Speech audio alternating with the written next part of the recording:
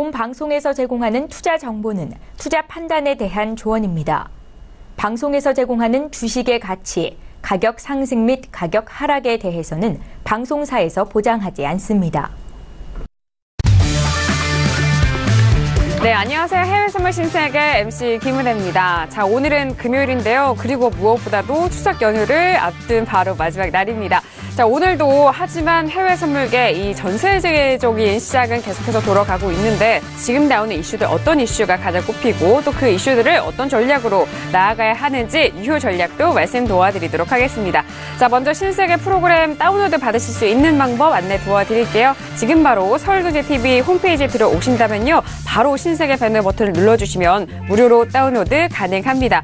9명의 마스터가 여러분들을 위해서 해외 선물 전략과 신호 기다리고 있으니까요. 지금 바로 실행해 보시길 바랄게요. 자, 그리고 시장을 보시면서 궁금하신 점 있으시다면요. 저희 신세계로 연락 주시면 됩니다. 전화와 문자 그리고 유튜브 실시간 채팅방도 활짝 열어놓고 있는데요. 전화 주실 때는 서울전화 02-3153-2611번, 2612번 두 대의 전화가 준비되어 있고요. 문자 보내실 때는 샵 0082번으로 보내주시면 됩니다. 그리고 유튜브로 저희 방송 시청하고 계시는 분들은 실시간 채팅방을 통해서 다양한 의견과 함께 궁금하신 점을 남겨주시면요. 저희가 실시간으로 소통도 가능하니까 많은 의견 남겨주시길 바라겠습니다. 자, 이렇게 그리고 저희가 신세계 일부에서 다양한 이슈 점검을 하면서 전략들을 말씀을 드릴 텐데요. 이 전략에 대해서는 투자 판단에 대한 조언입니다. 해당 상품의 가치와 수익률을 보장하지 않는다는 점 다시 한번 고지 도와드리도록 하겠습니다. 자, 그리고 오늘 정말 2시간 알차게 여러분들을 위해서 이슈 점검을 해주실 출연진 분들이 오셨는데요. 바로 소개를 해드리도록 하겠습니다. 먼저 김정철 해설위원님 나오셨습니다. 어서 오세요. 네, 안녕하십니까.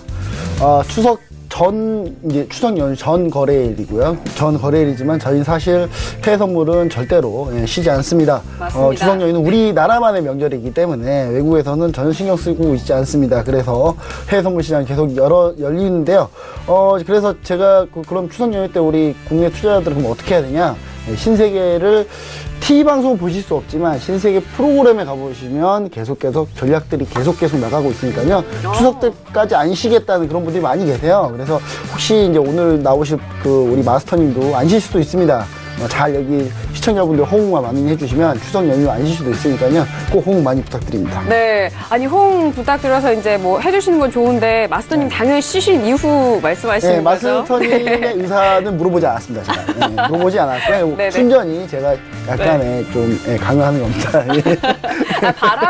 바람을 말씀을 해주신 것 같아요. 여러분들을 위해서. 아니, 워낙 추석 연휴가 길다 보니까 앞서서는 뭐 또 가족들과도 지내고 또 이렇게 매매하시는 분들을 위해서 또 해설위원님의 마음을 또 말씀해 주신 것 같아요. 자, 오늘 이렇게 김정철 해설위원님과 함께 하도록 하겠고요. 하지만 또 아시아 증시, 이제 홍콩 증시라든지 그리고 중국 증시에 대한 부분 또 연휴 영향이 있을 수 있으니까요. 그 부분 다시 한번 체크를 해 보시길 바라겠습니다. 자, 그리고 오늘도 윤희라 캐스터 함께 합니다. 윤희라 캐스터. 네, 안녕하세요. 윤희라입니다. 내일부터 이제 추석 연휴가 시작이 되는데요. 이럴 때면 이 보름달 보고 또 소원을 보시는 분들도 굉장히 많으시잖아요. 이렇게 소원을 비시는 마음처럼 오늘도 발빠르게 열심히 외신 찾아드릴 테니까요. 끝까지 시청해주세요. 네, 알겠습니다. 자, 이렇게 윤희라 캐스터 만나봤고요. 자, 무엇보다도 오늘 금요일 저녁 해외 선물 전략 뜨겁게 짜주실 마스터님 궁금하실 텐데요. 그 마스터를 먼저 화면 통해서 소개합니다. 해외 선물 신세계 정식 오픈! 검색창에 서울경제TV 홈페이지를 검색하신 후 홈페이지 우측에 신세계 배너를 클릭. 아래 다운로드 버튼을 눌러 신세계를 설치 후 실행하세요. 회원 가입 후 1577-7451로 전화해 무료 참가 신청을 하면 준비 끝! 신세계의 여러 마스터 중 나만의 마스터를 선택! 실시간으로 마스터의 매매 내역을 무료로 받으세요. 트레이딩의 액션, 해외 선물 신세계. 자세한 사항은 문의 전화 및 홈페이지를 참조하세요.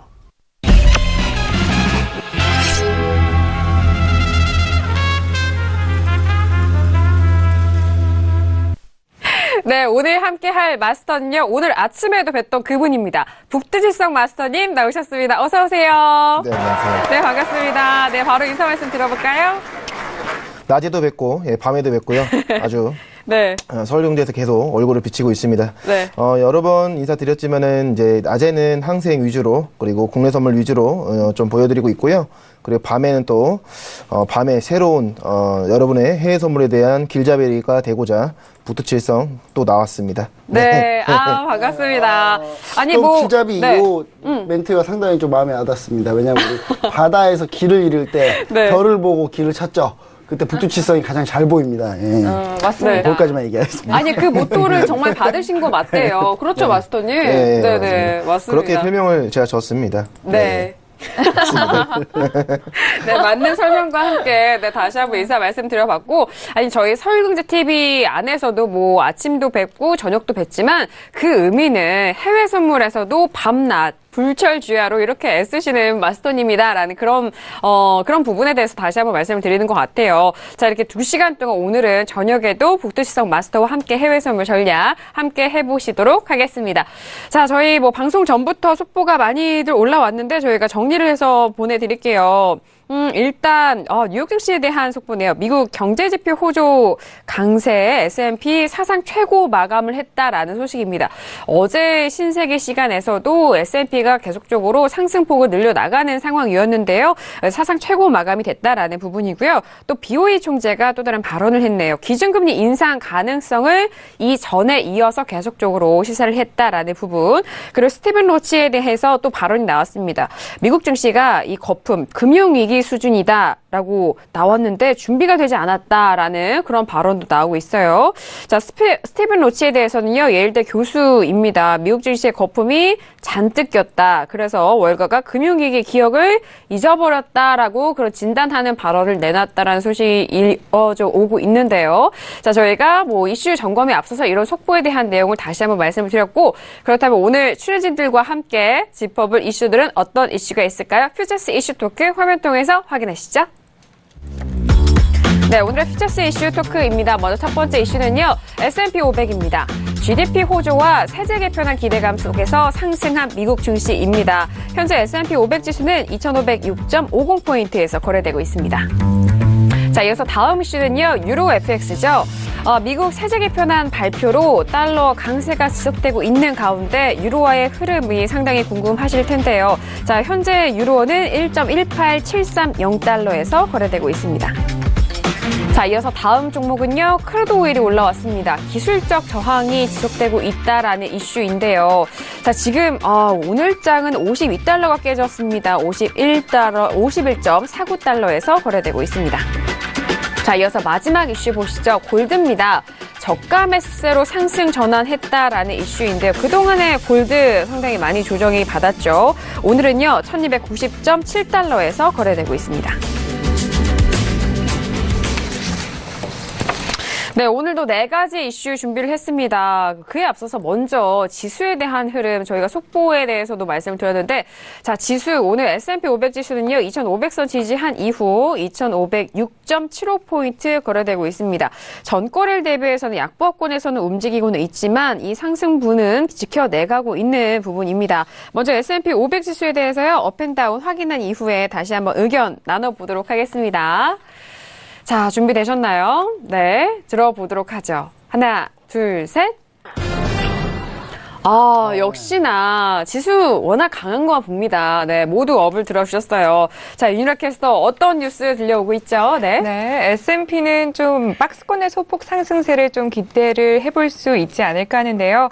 S&P 같은 경우에는 앞서 말씀해 주신 것처럼 세제 개편한 기대감과 경제 지표가 좀 긍정적인 모습을 보이면서 사상 최고치로 마감을 했습니다. The S&P 500 added 0.1% and hit closing high on Thursday. 사상 최고치로 마감을 했다고 이야기를 하고 있고요. 그 원인을 investors this week assured President Trump plans for tax cuts and simplification of the tax code라고 이야기를 하고 있는데 트럼프 관련해서 세제 개혁안이 좀 기대감을 실어줬고 이 장이 굉장히 뭔가 기쁘게 반응을 했다 이렇게 이야기를 하고 있는데 September has been a very kind to investor이라고 덧붙이면서 이 9월달 자체가 이 투자자들에게 굉장히 좋은 그런 달이었다라고 이야기를 하고 있습니다.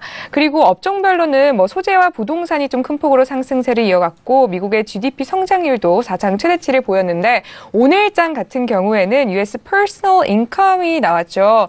Personal income in August rose 0.2% as expected. The closely watched personal consumption expenditures index including food and energy rose 1.3% in the 12month라고 이야기하면서 오늘 있었던 여러 가지 경제 지표 같은 경우에도 상승을 했다고 이야기를 나오면서 여러 가지 이슈들이 상승으로 갈 여력이 좀 더 많다고 보여지는데요.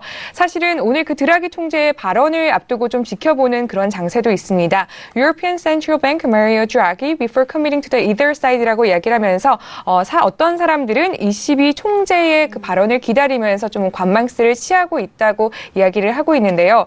좀 중요 가격대는 현재 trade through 2509 to 0.25 will signal resumption of uptrend라고 이야기를 하고 있는데 현재 가격대가 지금 2503을 좀 보이고 있는데요. 2509.25를 넘어서면 상승으로 갈 여력이 많이 남아있다고 좀 보도를 하고 있다는 점을 참고해 보시면 좋을 것 같습니다. 네, 알겠습니다. 간밤에 있었던 이슈들과 그동안의 지표에 대한 분석 내용 그리고 세제 개편에 대한 그런 분석적인 내용까지 외신 정리를 도와드렸습니다.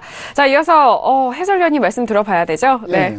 우리가 아까 윤희 캐스터 얘기 중에 이제 그 박스권 속의 제한적인 상승 여기에 약간 동의하는 게요. 네. 우리가 매번 사상 최고치를 치고 있다. 그래서 어마어마하게 오른 줄 알고 있지만 사실 별로 안 올랐습니다.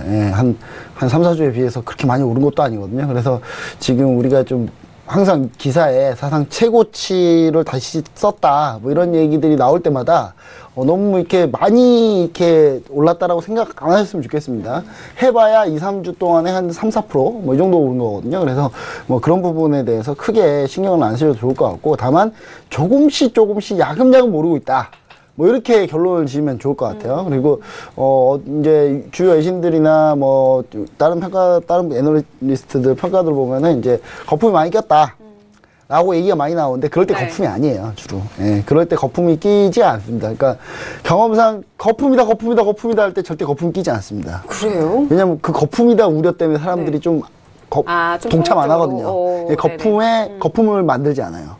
뭐 이렇게 샴푸를 이렇게 비비거나 뭐 이러진 않는다는 얘기죠. 오히려. 근데 오히려 이제 거품이 아니고 막 달릴 때 올라타야 된다라는 얘기들이 막 쏟아질 때 그때 거품이에요. 우리가 좀 잘 생각해보면 2007년에 펀드 열풍이 불지 않았습니까? 맞아요. 지금이라도 펀드 해야 된다. 은행 가보시면 아시고 은행에서 다 마치 은행원들이 다 펀드 전문가인 양. 그분들 펀드 공부 거의 안 해본 사람 대부분이에요. 그 펀드 뭐 자격증이 있는데 그거 시험 전날 문제다 막 이러면 다 따는 자격증이거든요. 근데 그런 거 하나 따고 되게 전문가인 양 설명하지만 사실 그 사람도 펀드 아무것도 모릅니다. 근데 이제 그분들이 막 팔기 시작했죠.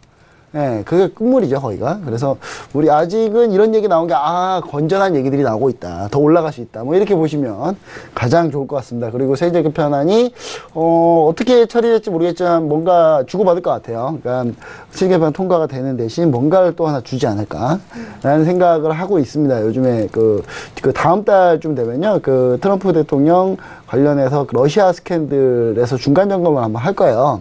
그때쯤 돼서 한번 트럼프가 한번 몸을 숙이지 않을까.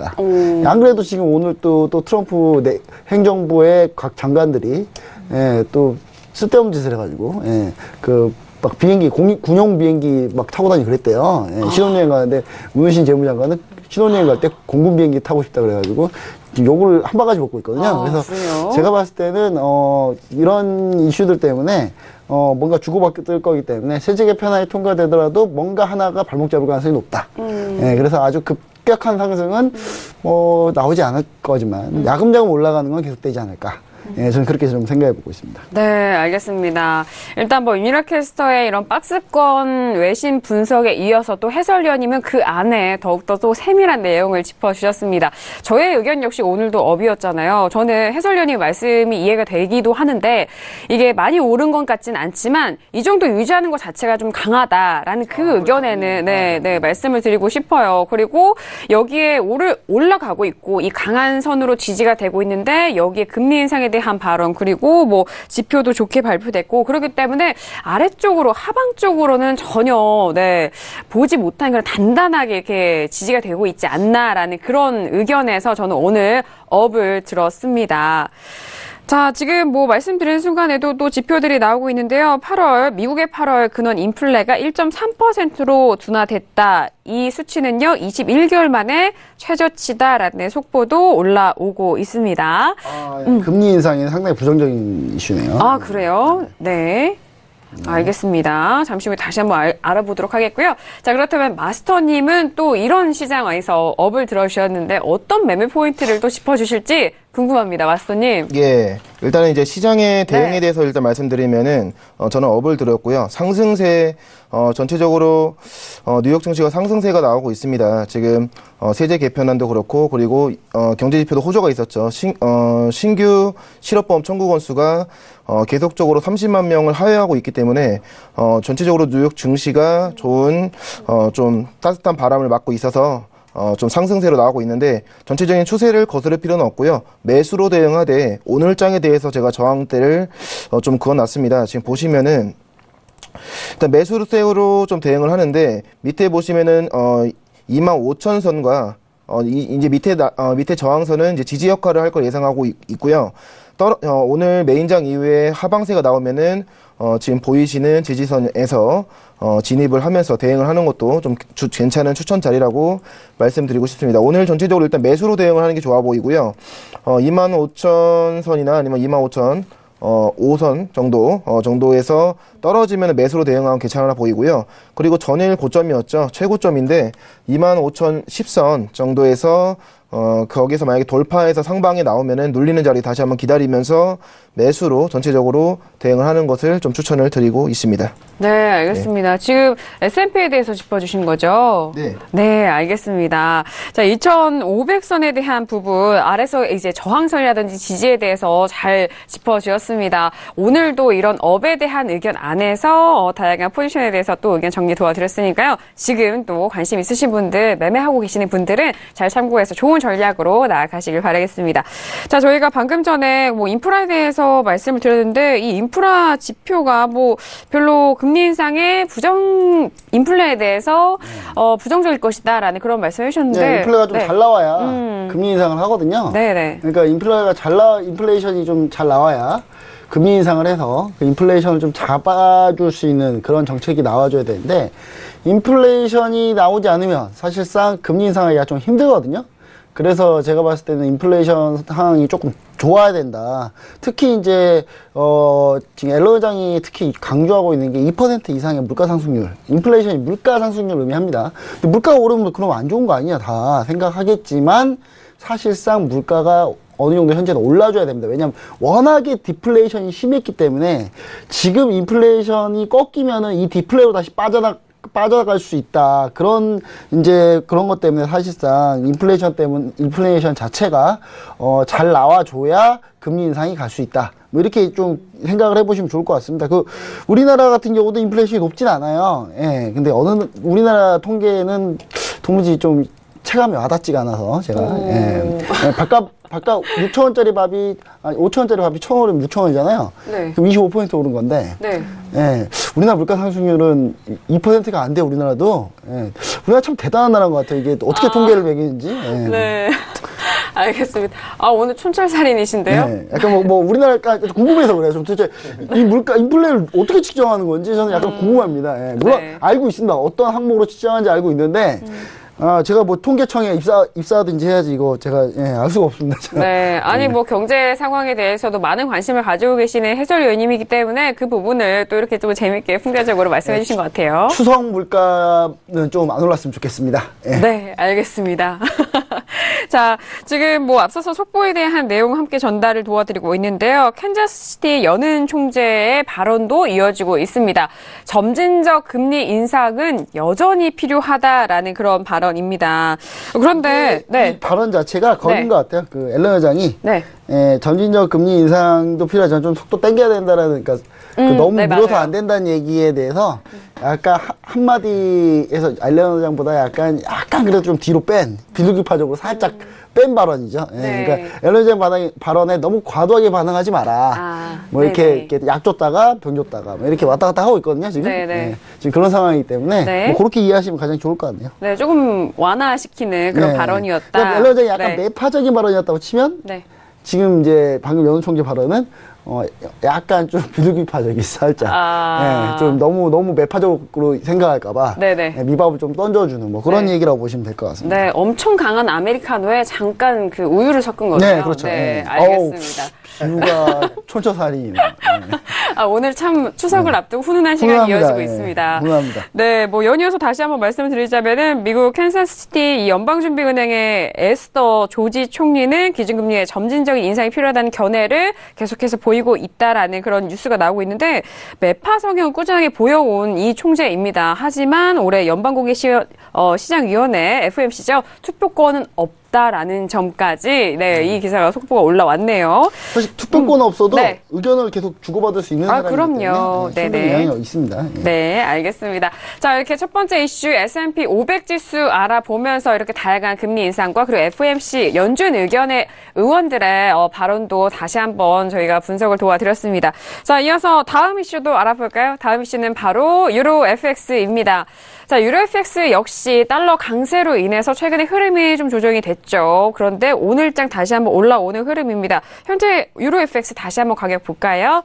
자, 1.18680달러에서 거래되고 있습니다. 지난 3거래 연속 하락세 보인 이후 어제장에 반등을 했고요. 오늘도 연일 반등 흐름을 이어가고 있는데, 자, 먼저 유로 FX 업현당 확인한 이후에 다시 한번 의견 나눠볼까요? 네, 들어보도록 하겠습니다. 하나, 둘, 셋. 네, 워낙 지금 좀 어려운 종목이기 때문에 반반이신 거죠? 네, 그렇고. 그리고, 마스터님은 다운이죠. 저는 업입니다. 알겠습니다. 다양한 의견이 나올 것 같은데요. 윤력 캐스터, 네, 먼저 들어볼까요? 네, 먼저 유로는 달러 강세로 인해서 좀 많이 빠지는 모습을 보였었고요. 금리 인상뿐만이 아니라 White House tax plan drives dollar towards biggest weekly gain this year이라고 얘기를 하고 있는데 화이트하우스 백악관의 뭐 세제 개혁안 관련해서도 달러 강세로 인해서 유로가 좀 빠지는 모습을 보였었는데 사실 오늘장에서는 그 유로의 그 유럽 내의 경제 지표 호조로 인해서 다시 좀 많이 반등을 했다고 보여지는 부분이 있고요. 또 드라기 총재 발언도 있기 때문에 이것을 좀 보시고 나서 추후에 접근을 하시는 게 더 나을 것 같은데요. 좀 중요 가격대를 외신 쪽에서 이야기하기에는 trade through 1.17616 will signal resumption of downtrend라고 이야기를 하고 있는데 1.1716까지 빠지고서 이걸 찍고 다시 반등을 하지 않을까라고 좀 보고 있는 모습입니다. 어떤 이런 기술적 접근도 굉장히 중요하지만 무엇보다 오늘 드라기 총재 발언 그리고 미국 내에서 나오는 이슈도 충분히 영향을 받을 수 있기 때문에 이런 이슈들 나올 때마다 참고를 하셔서 투자하시기 바라겠습니다. 네, 알겠습니다. 자, 유로에 대해서 또 이렇게 관방에 대한 의견, 또 기사 분석까지 도와드렸고요. 그렇다면 해설위원님도 관방이죠? 관망인 이유가 있습니다. 제가 이제 어떤 이유인가요? 내내 달러 네. 인덱스 가격과 연동해서 다른 상품들을 계속 이렇게 전망을 해드렸고 상당히 좀 잘 들어맞았죠. 예, 근데 지금 좀 간망이라고 느껴지는 게 달러 인덱스가 약간 애매하기 때문에 그렇죠. 예, 애매한 상황인데 그래도 달러 인덱스 방향은 알겠어요 저는. 근데 유럽에서 지금 유로화는 이거 방향하기 쉽지 않습니다. 왜냐하면 물론 급격하게 상승이나 하락하는 방향이 보인다면 상관이 없겠지만 이 상태에서 조금 이벤트들이 몇 개 지나간 뒤에 좀 봐주는 게 좋지 않나. 그러니까 제가 얘기 드릴 때는 지금 이제 추석 연휴 동안에 푹 쉬시면서 이 얘기를 같이 참고하시면 좋을 것 같아요, 저는.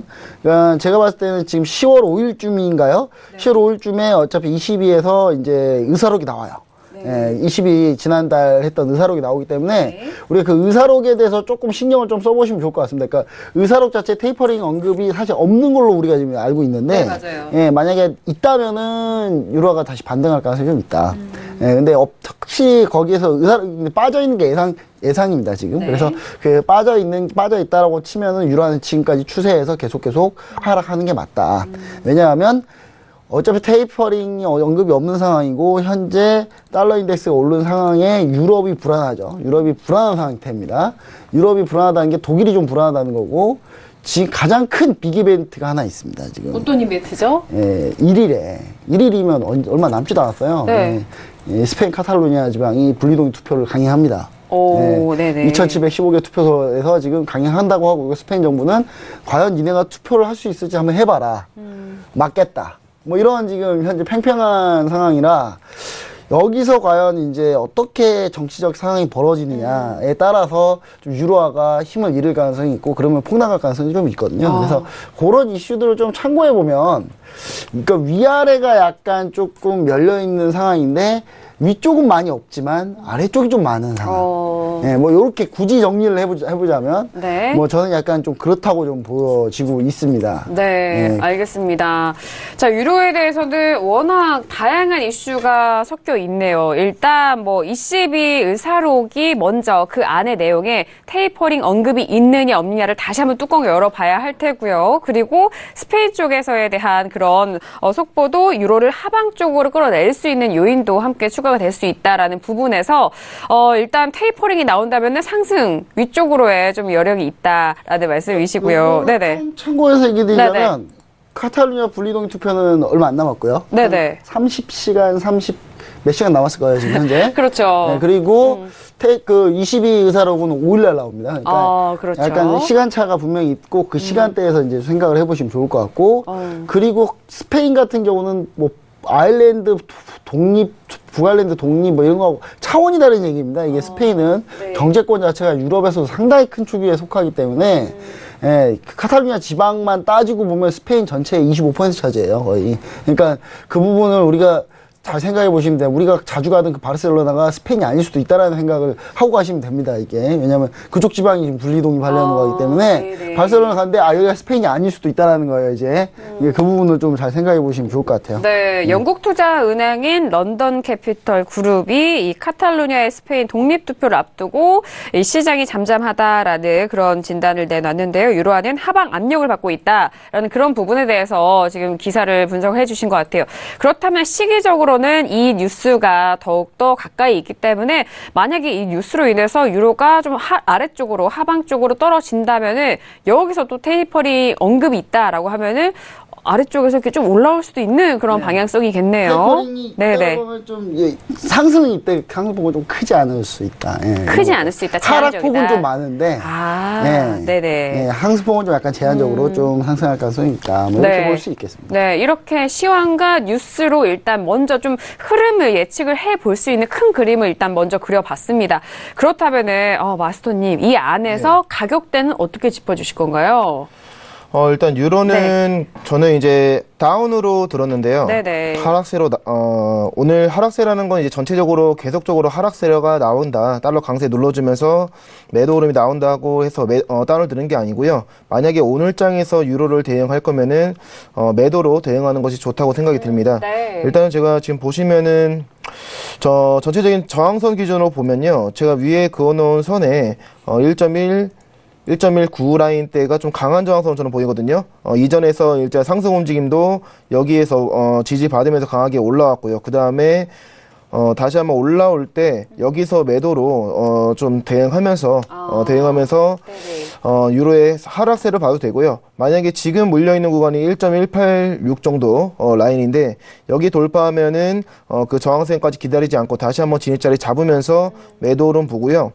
오늘 유로 자체는 이제 오늘의 추세를 가장 먼저 확인하고 거기에 맞춰서 진입자리를 매수냐 매도냐 둘 중 하나를 선택해서 대응을 하셔야 되는데 저는 오늘장 유로를 대응할 거면 매도로 대응하되 만약에 제가 그어놓은 저항대를 돌파하거나 강하게 반등 움직임이 보이면 그때는 추세를 틀리게 만약에 봤다고 하면은 그 종목은 안 보고 다른 종목으로 보시는 게 여러 가지 종목을 보면서 하는 게 해외 선물의 장점 중에 아주 큰 장점이기 때문에 추세를 보고요. 오늘의 추세를 확인하고 맞춰서 대응하시는 걸 좀 추천을 드리겠습니다. 알겠습니다. 지금은요 0.27% 강보권에서 움직이고 있는데 일단 1.19 라인에서 강한 저항이 보인다라는 분석과 함께 가격대가 올라오면은 매도 관점, 매도 포지션으로 접근 전략까지 포인트 정리를 도와드렸습니다. 하지만 뭐 이런 짚어주시는 점이 좀 다르게 또 흘러갈 경우에는 다른 종목군으로 눈을 돌려보는 게 좋겠다라는 말씀도 더해주셨는데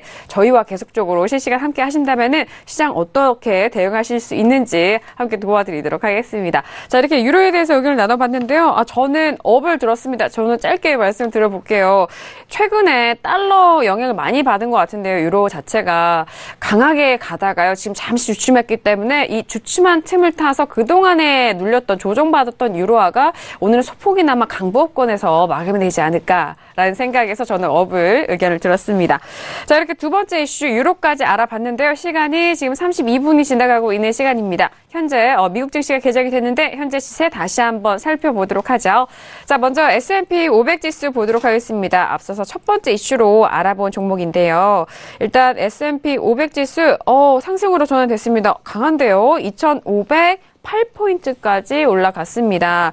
현재 보합권에서 소폭의 강보합으로 돌아선 상황인데 잠시 후 다시 한번 지켜보기로 하겠고요. 이어서 나스닥도 보도록 하죠. 자, 나스닥 역시 강한 흐름입니다. 5,951.50포인트, 25포인트까지 올라간 상황인데요. S&P 500 지수에 비교해서 나스닥이 조금 더 강한 움직임을 보여주고 있네요.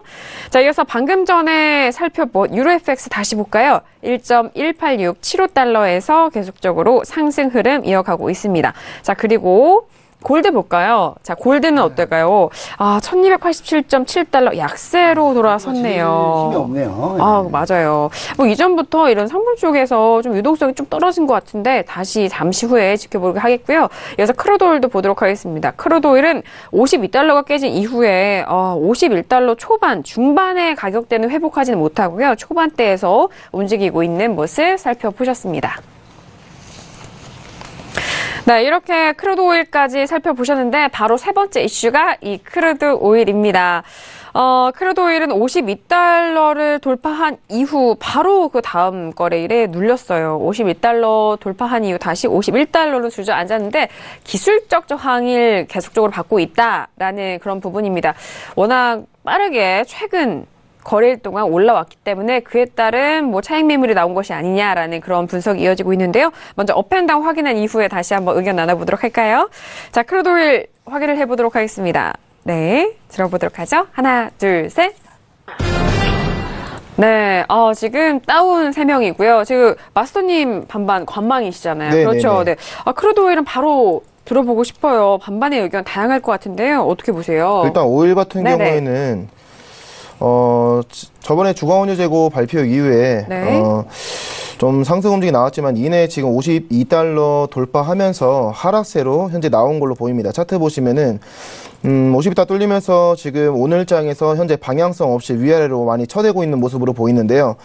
저는 오늘장에 대해서 이제 계속 상방이나 하방에 대해서 말씀을 드리고 싶은데 일단은 지금 51.30하고 51.70 있죠. 여기 라인을 벗어나면서 흐름이 나와야지 방향성을 잡고 대응할 것 같고요. 아직까지는 쉽게 방향성에 대해서 세력을 예측하지 말고 관망세를 우선 가지면서 제가 봤을 때 11시나 11시 반 사이에서 그 전에서 움직임 나오면은 그 안에서 움직임 나오면 대응하도록 하고요. 그 안에서 위아래로 계속 위아래로 쳐대는 움직임 나오면은 오일도 오늘 패스하고 그냥 관망세 전략적인 관망세 가지는데 흐름이 나오면 거기에 맞춰서 대응하는 거를 좀 추천을 드리고요. 조금 전략적으로 소극적으로 대응하는 보수적으로 대응을 하는 것이 좀 좋다라는 점을 좀 강조하고 싶습니다. 네. 크루드 오일은 보수적인 관점에서 대응하시는 것이 유효하다라는 그런 말씀이세요. 일단 포지션이 매수와 매도가 있지만 또 다른 포지션 관망이 있습니다. 이 세 번째 포지션도 여러분들의 자금을 지켜줄 수 있고 또 다른 세 번째 매매라는 걸 또 말씀해 주시는 것 같아요. 자, 그렇지만 시간이 지나면서 또 다른 시세가 나오거나 흐름이 나온다면은 또 그 안에서 리딩 도와드리니까요. 함께 해보시길 바라겠습니다. 자, 크루드 오일 마스터님의 의견 먼저 들어봤는데요. 크루드 오일 하면은 또 해설위원님께 이 말씀을 또 여쭤봐야 될 것 같아요. 중동 분쟁에 새 불씨된 이라크 쿠르드 독립이 국제 유가의 변수로 작용할 것인가에 사실 대한 부분까지. 어제까지만 해도 좀 어느 영향을 주지 않을까. 라는 생각을 했는데 역시나 아직까지는 네. 크게 불거지지 않지 않습니까? 현재 송유관 정도만 차단 정도이기 때문에 이 송유관 차단이 큰 영향까지 현재 주고 있지 않다. 근데 이게 여기서 이제 크루즈족이 도저히 못 살겠다고 총 들고 나가면 이제 그때부터 얘기가 좀 달라지는 거죠. 얘기가 달라지기 때문에 현재까지는 어느 정도 평화 상태에서 유가에 영향을 안 주고 있다. 뭐 이렇게 좀 보시면 좋을 것 같고. 근데 오늘 처음 이거 어제 방송 안 들으신 분들은 어제 저희 신세계 방송 안 보신 분들은 오늘 보시면 이게 뭔 소리냐 하실 수 있겠습니다. 그래서 다시 한번 좀 설명을 해드리면 현재 지금 이제 중동의 그 이라크와 시리아에 걸쳐 있던 IS라고 이제 다들 아실 겁니다. IS가 이제 거의 다 이제 그 물러나고 있고 IS가 이제 거의 다 전멸을 하고 있는데 이 IS가 전멸하니까 같이 싸웠던 전우들이었던 이라크와 크루드족이 같이 어깨 동무하고 있다 갑자기 총을 겨누고 있어요, 이제. 예. 우리 분리 독립할 거야. 예, 우리 독립할 크루드족이 이라크 내에서 독립할 거야. 라고 하니까, 크루드족이 이제 터키와 이라크의 사이에 걸쳐져 있거든요, 민족이. 근데 이제 그 민족이 걸쳐져 있는데 이라크 내에 있는 크루드족이 독립하려고 하니까 이제 터키가 괜히 화가 나는 거죠. 이거 그대로 뒀다가는 우리 터키 내에 있는 크루드족도 들고 일어나겠다. 그래서 지금 터키와 이라크가 지금 크루드족과 지금 뭐 약간 일촉즉발 상황이었는데 현재 이 부분이 아직까지는 뭐 평화적 해결 방안이 많이 남아있기 때문에 뭐 현재는 뭐 진행되고 있지 않습니다만은 이것도 이제 계속 뭐 독립투표는 이미 끝났고요. 독립하는 걸로 하려고 하고 있고 근데 그에 비해서 이제 인정하지 않으려고 하고 있기 때문에 이 부분이 이제 나중에 어떻게 전개되는지는 좀 우리가 지켜봐야 될 것 같습니다. 그리고 그 부분보다도 이제 오펙 회의와 우리가 좀 더 유가가 연관이 있다고 보시면 좋을 것 같은데 최근에 제가 얘기 드렸던 게 분명히 유가는 $52를 넘어서면 다시 또 하방 압력을 받을 거다. 공급량이 많이 늘어날 거기 때문에 그 셰일 오일 업체들이 이때부터 다시 파자. 해가지고 다시 다 팔 거기 때문에 얘기를 드렸죠. 그동안 시초공수가 꾸준히 감소하다가 제가 어제 오일 재고 발표 드릴 때 미국이 원유를 다시 수입하고 있다는 얘기를 드리는 이유 자체가 이 부분이었거든요.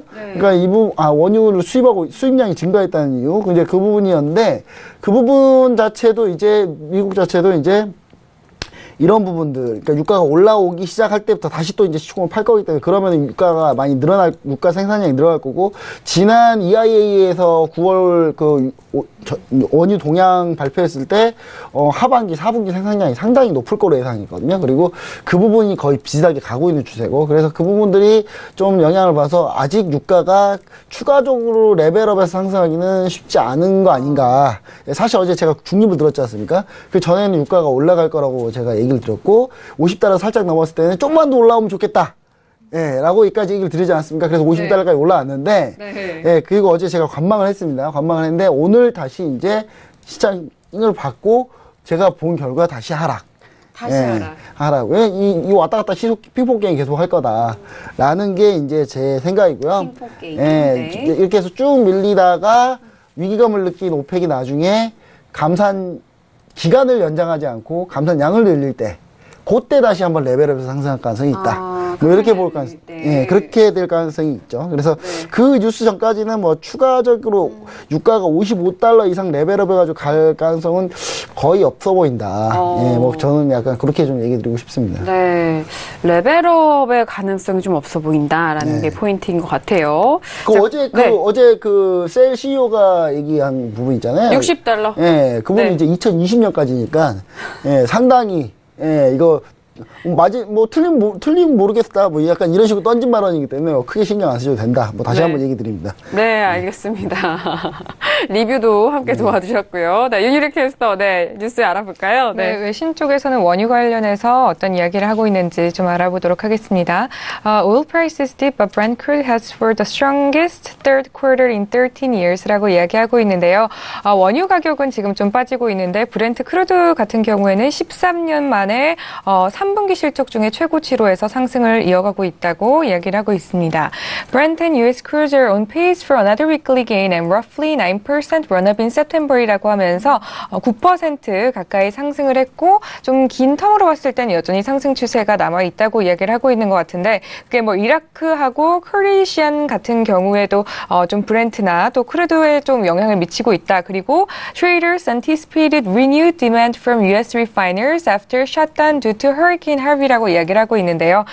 그동안에 그 하비 이후에 그 정제소가 재가동을 하면서 다시 디맨드죠. 그 수요 관련해서 좀 달라졌을 것이다라는 생각 때문에 좀 영향을 받고 있다고 이야기를 하는데 사실은 오늘 그 외신 쪽에서는 주요 가격대를 두 가지를 제시를 했었는데요. 좀 지켜보고 접근을 하시기를 좀 제안을 했었는데 만약에 52.50대가 지지가 된다면이라고 했었는데 그렇다면 다시 올라갈 것인데 그렇지 못하고 지금 현재 가격대가 51.51에서 지금 거래가 되고 있는데요. 51.75가 깨진다면 이게 가격이 좀 많이 빠질 수도 있다라고 이야기를 했기 때문에 오늘은 하방 압력이 좀 더 강하게 작용을 할 것으로 좀 보여지고 있고 또 그동안에 달러 강세가 좀 어느 정도 원유를 좀 지지를 해주는 우회적인 원인으로 좀 작용을 했었다면 달러 강세 같은 경우에도 좀 제한적이기 때문에 오늘 원유 상승에는 좀 힘이 덜하다고 좀 보여집니다. 네, 힘을 받기에는 조금 힘이 더 없어 보이는 그런 모습. 크루드 오일 또 외신 정리를 해봤습니다.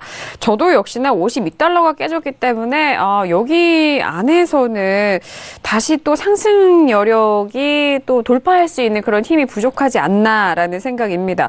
51달러 지금 51달러까지는 움직이고 있는데요. 일단 51달러 초반까지는 오늘 저가를 기록한 그 부분까지 열려 있는 부분이 아닐까 싶어서 오늘 저가가 51.29달러거든요. 그래서 51달러 초반과 지금 중반 사이에서의 그 흐름, 제한적인 흐름 안에서의 음봉을 예상을 하면서 오늘 다운을 들었습니다.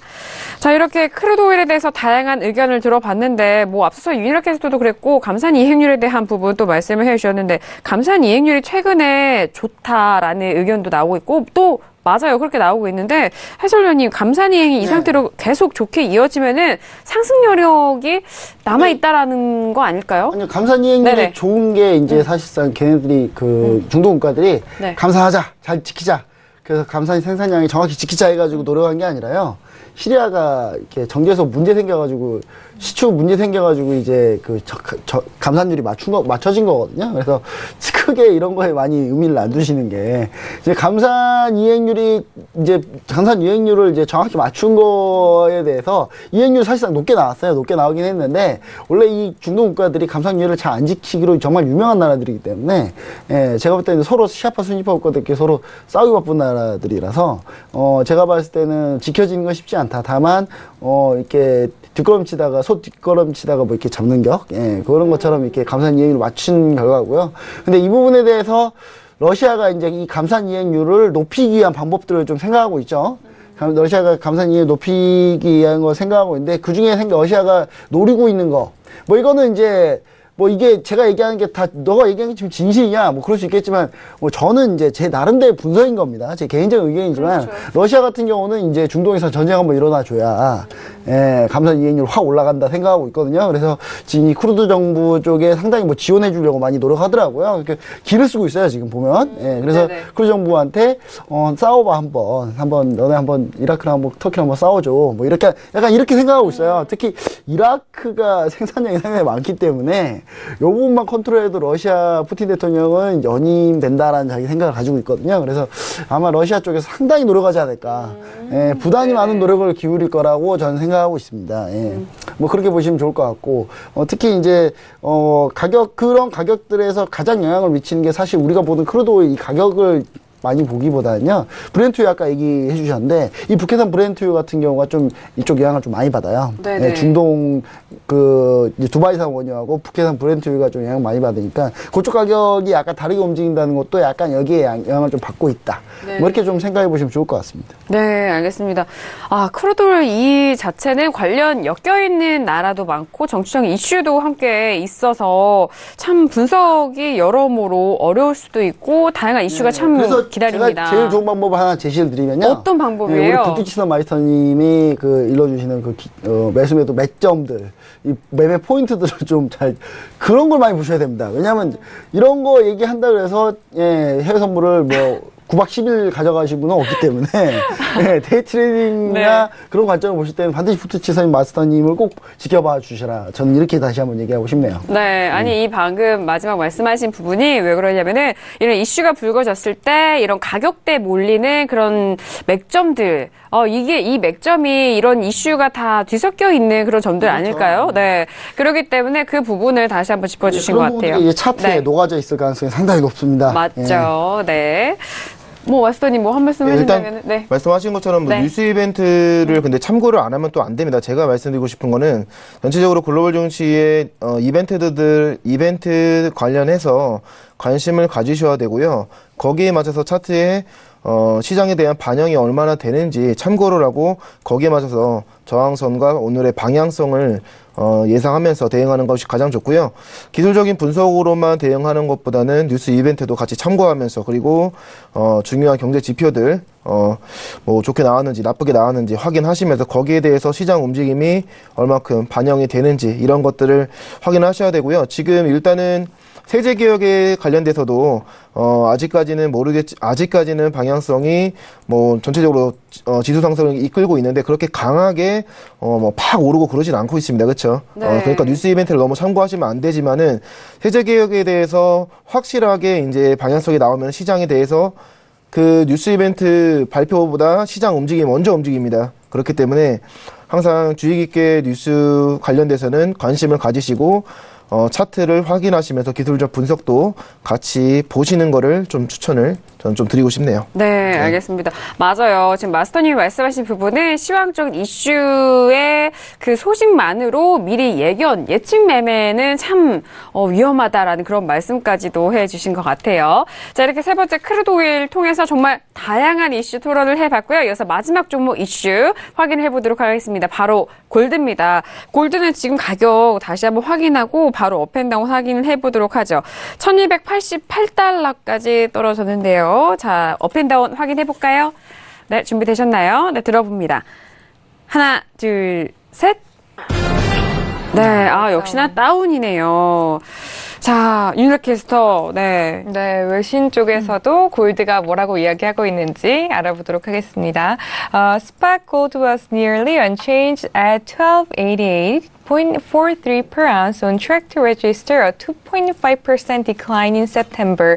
1288.43에서 그렇게 큰 변동폭을 보이지 않았고 2.5% 9월 중에서 빠진 모습을 보였다. It's the largest monthly fall so far in 2017년이죠. 2017년 동안 가장 큰 폭으로 빠졌지만 작년 대비해서는 여전히 3.7% 같은 기간 대비 상승한 모습을 보이고 있다라고 이야기를 하고 있는데요.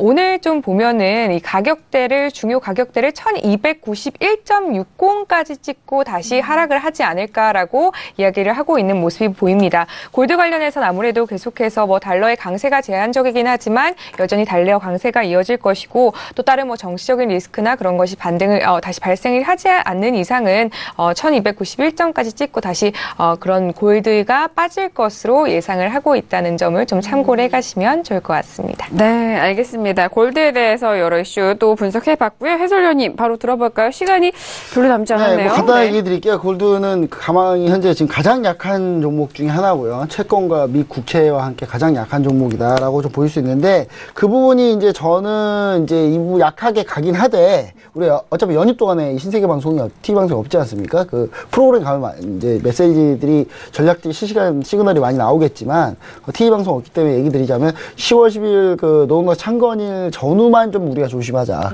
예, 그때만 좀 조심해서. 네네. 예, 그 북한의 2대 그 기념일이거든요. 그래서 그때만 조심해서 거기까지만 전후니까 한 10월 7일 정도까지만 안전하게 우리 예, 그때까지만 하락을 좀 바라보야 되지 않을까. 너무 세게 바라보지는 않을 것 같고요. 그러니까 골드는 제가 밀린다고 이후로 쭉 밀렸기 때문에 이제 어느 정도 이 정도 하면 사실 다 맞춘 건 다름없습니다. 그래서 더 욕심 부리진 않겠습니다. 예. 네, 알겠습니다. 방금 말씀해주신 내용은 일본 방위상이 북한 내달 10일 군사 도발에 대한 부분 분석적으로 이슈가 나오고 있는데 10월 10일이죠. 북한의 군사 도발 발생할 가능성을 경고를 했다라는 뉴스가 나오고 있습니다. 북한 노동당 창건 1입니다. 이 얘기에서 이 김정은 정권이 또 한 번의 미사일 테스트를 강행할 수 있다라는 그런 주장을 지금 해설위원이 말씀해 주셨는데 이런 이벤트가 좀 날짜로 알 수 있잖아요. 그 전까지 좀 끊어서 좀 골드를 봐야 될 것 같아요. 저희 서울경제TV에서 많이 얘기하면 북한에서 이거 보고 안 쏠 수 있습니다. 예. 네. 다 알고 있구나, 쟤네는.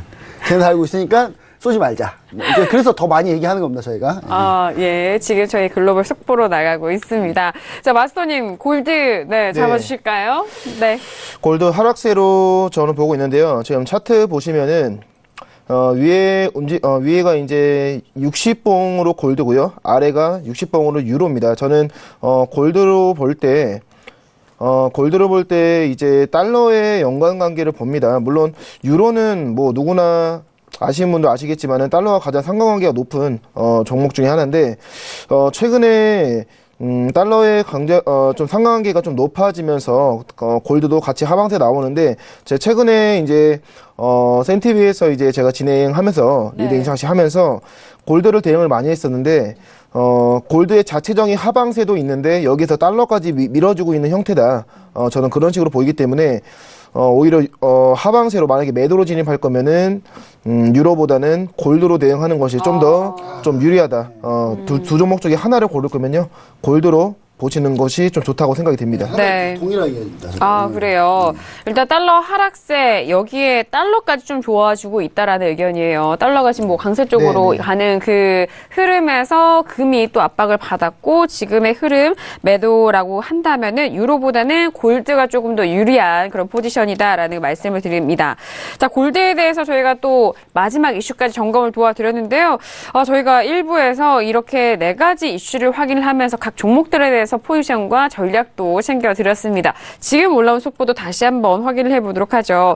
미국의 9월 시카고 PMI가 발표가 됐습니다. 65.2로 나왔죠. 월가의 예상치는 58.5로 예상했는데 예상치보다 상당 부분을 상회한 부분 확인을 할 수가 있습니다. 자, 그리고 뉴욕 증시가 개장을 했잖아요. 개장을 하고 지금 뭐 23분이 지나간 시각인데 보합으로 출발했다라는 부분입니다. 8분기 연속 상승을 눈앞에 두고 있다라는 소식까지 저희가 속보로 전달 도와드렸습니다. 자, 1부에서도 다양한 의견 전달 도와드렸는데요. 이 내용은 투자 판단에 대한 조언입니다. 해당 상품과 수익률에 보장하지 않는다는 점 다시 한번 고지 도와드리도록 하겠고요. 자, 북두칠성 마스터를 비롯한 9명의 마스터가 여러분들에게 실시간 해외 선물 전략 보내드리고 있습니다. 지금 바로 무료로 다운로드 받아보실 수가 있거든요. 서울경제TV 홈페이지 내에 신세계 배너 버튼을 눌러주시면 바로 실행 가능하니까요. 지금 바로 실행해보시길 바라겠습니다. 자, 1부 저희가 준비한 소식과 내용 여기까지고요. 잠시 후 2부에서 다시 뵙도록 하겠습니다. 감사합니다.